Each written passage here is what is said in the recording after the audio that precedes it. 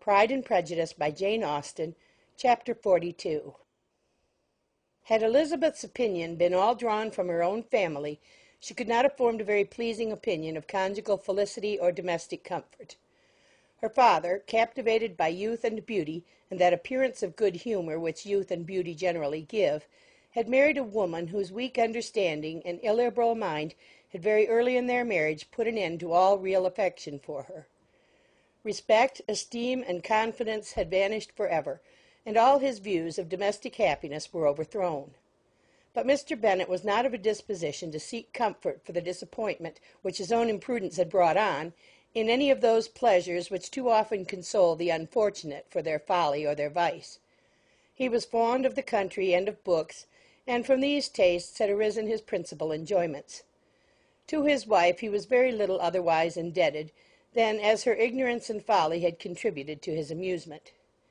This is not the sort of happiness which a man would in general wish to owe to his wife, but where other powers of entertainment are wanting, the true philosopher will derive benefit from such as are given. Elizabeth, however, had never been blind to the impropriety of her father's behaviour as a husband.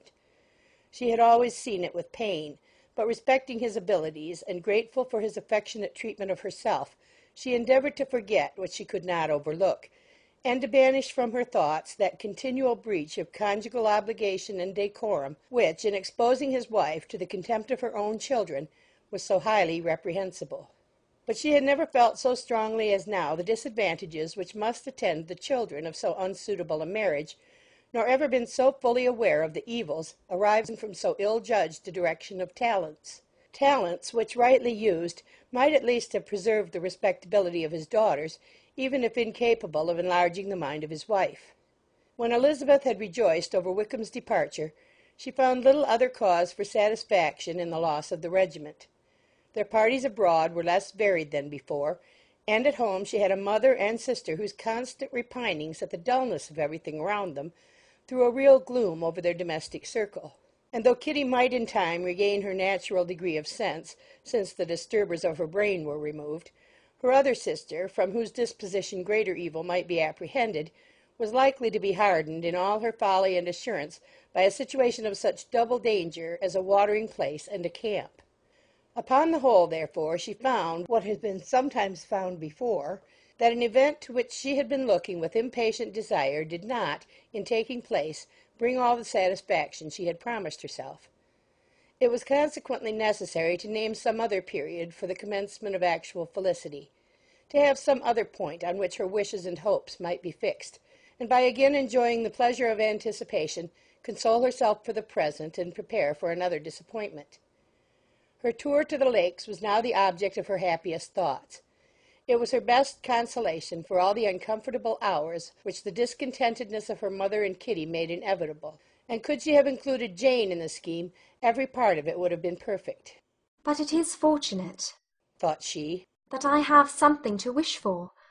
Were the whole arrangement complete, my disappointment would be certain. But here, by carrying with me one ceaseless source of regret in my sister's absence, I may reasonably hope to have all my expectations of pleasure realized. A scheme of which every part promises delight can never be successful, and general disappointment is only warded off by the defence of some little peculiar vexation." When Lydia went away, she promised to write very often and very minutely to her mother and Kitty, but her letters were always long expected and always very short.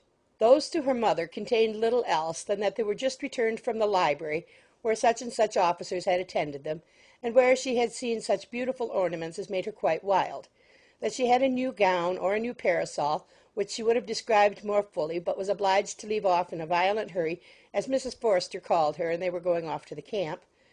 And from her correspondence with her sister there was still less to be learnt, for her letters to Kitty, though rather longer, were much too full of lines under the words to be made public. After the first fortnight or 3 weeks of her absence, health, good humour, and cheerfulness began to reappear at Longbourn. Everything wore a happier aspect. The families who had been in town for the winter came back again, and summer finery and summer engagements arose. Mrs. Bennet was restored to her usual querulous serenity, and by the middle of June Kitty was so much recovered as to be able to enter Meryton without tears, an event of such happy promise as to make Elizabeth hope that by the following Christmas she might be so tolerably reasonable as not to mention an officer above once a day, unless, by some cruel and malicious arrangement at the War Office, another regiment should be quartered in Meryton. The time fixed for the beginning of their northern tour was now fast approaching, and a fortnight only was wanting of it, when a letter arrived from Mrs. Gardiner, which at once delayed its commencement and curtailed its extent. Mr. Gardiner would be prevented by business from setting out till a fortnight later in July, and must be in London again within a month. And as that left too short a period for them to go so far and see so much as they had proposed, or at least to see it with the leisure and comfort they had built on, they were obliged to give up the lakes and substitute a more contracted tour, and according to the present plan were to go no farther northwards than Derbyshire. In that county there was enough to be seen to occupy the chief of their 3 weeks, and to Mrs. Gardiner it had a peculiarly strong attraction. The town where she had formerly passed some years of her life, and where they were now to spend a few days, was probably as great an object of her curiosity as all the celebrated beauties of Matlock, Chatsworth, Dovedale, or the Peak. Elizabeth was excessively disappointed. She had set her heart on seeing the lakes, and still thought there might have been time enough. But it was her business to be satisfied, and certainly her temper to be happy, and all was soon right again. With the mention of Derbyshire there were many ideas connected. It was impossible for her to see the word without thinking of Pemberley and its owner. "But surely," said she, "I may enter his county without impunity, and rob it of a few petrified spars without his perceiving me." The period of expectation was now doubled. 4 weeks were to pass away before her uncle and aunt's arrival. But they did pass away, and Mr. and Mrs. Gardiner, with their 4 children, did at length appear at Longbourn. The children, 2 girls of 6 and 8 years old, and 2 younger boys, were to be left under the particular care of their cousin Jane, who was the general favourite, and whose steady sense and sweetness of temper exactly adapted her for attending to them in every way, teaching them, playing with them, and loving them. The Gardiners stayed only one night at Longbourn, and set off the next morning with Elizabeth in pursuit of novelty and amusement.